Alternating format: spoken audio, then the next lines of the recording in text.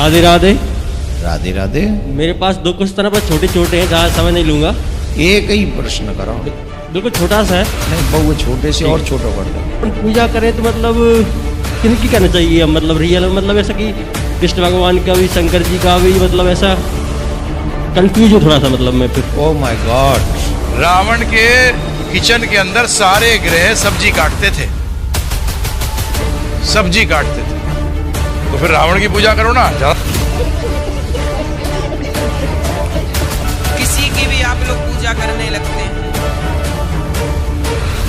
किसी की भी पूजा नहीं करनी चाहिए। भगवान की दृष्टि से आप सबको देखें, ये तो अच्छी बात है। आपने मूर्ख बना रहे हैं ये संत नकली लोग। इस भाई ने देवकीनंदन जी महाराज से बहुत अच्छा सुंदर सवाल किया है कि पूजा करें तो किसकी करें, रियल में असली भगवान कौन है।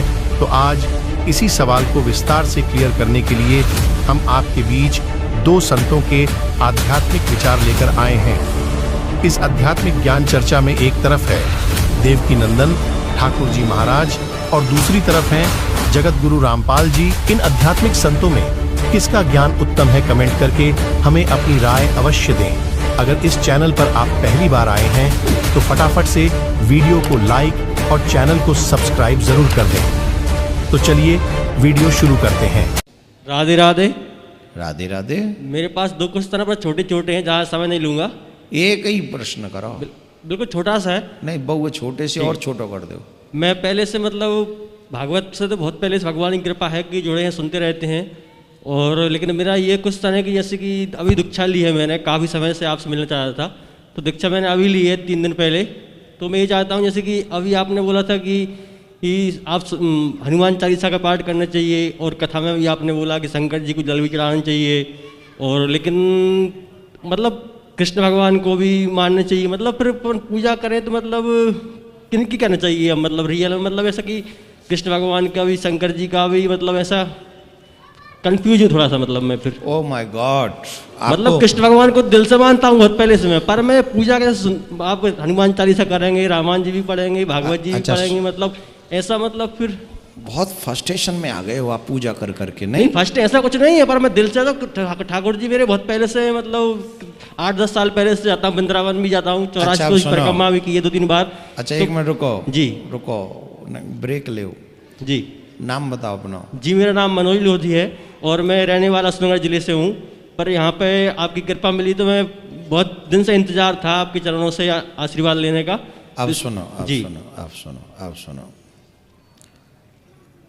शिव पुराण कहेंगे तो हम तो कहेंगे कि शिव जी की पूजा करो,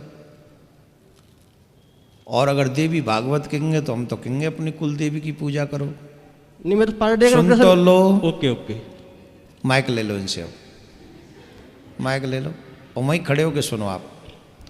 और विष्णु पुराण कहेंगे तो हम कहेंगे कि भाई भगवान विष्णु की पूजा करो। अगर हम राम कथा कहेंगे तो उसमें ये भी कहेंगे कि भाई हनुमान जी की पूजा करो।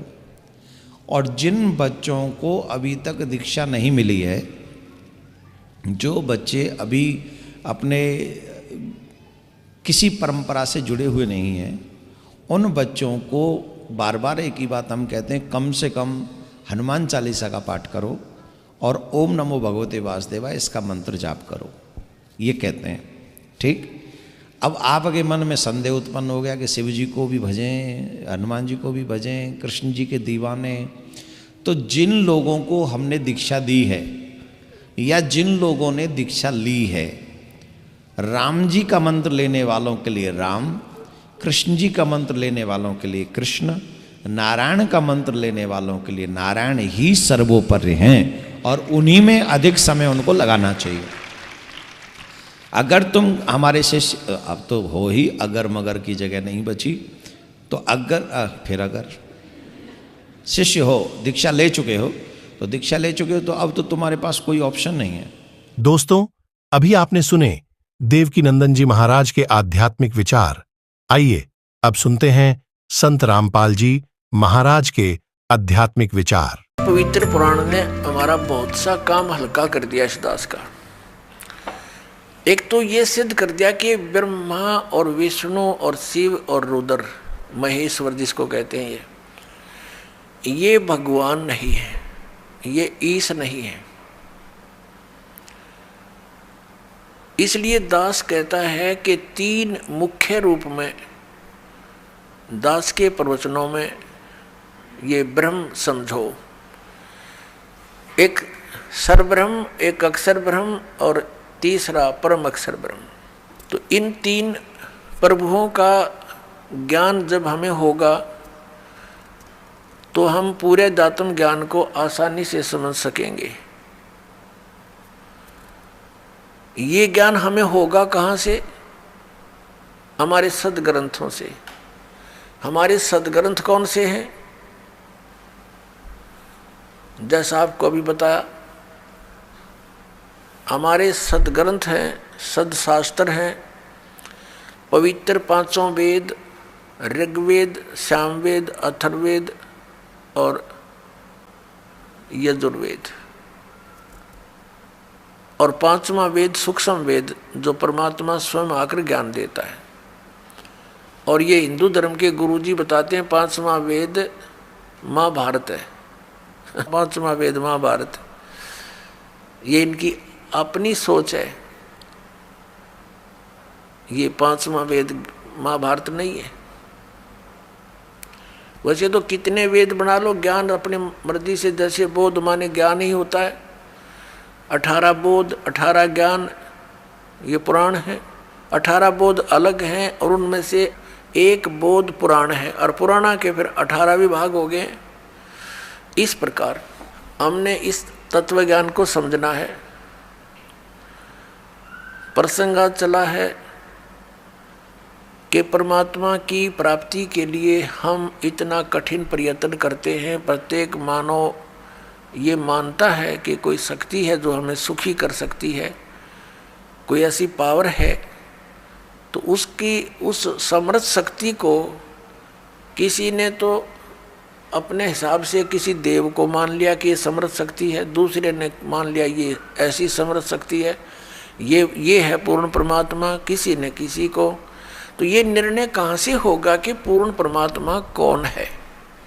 जैसे आपके समक्ष श्री ब्रह्मा जी रजगुण, श्री विष्णु सतगुण, श्री शिव जी तमगुण, ये तो रिजेक्ट हो गए, ये गॉड नहीं है, ईश नहीं है, क्योंकि इन्हीं के इतिहास में लिखा है, इनके पिता ने बोला है, सदाशिव ने कह दिया। ठीक है, अब ये सदाशिव कौन है? ये कहता मेरा एक ओम अक्षर है।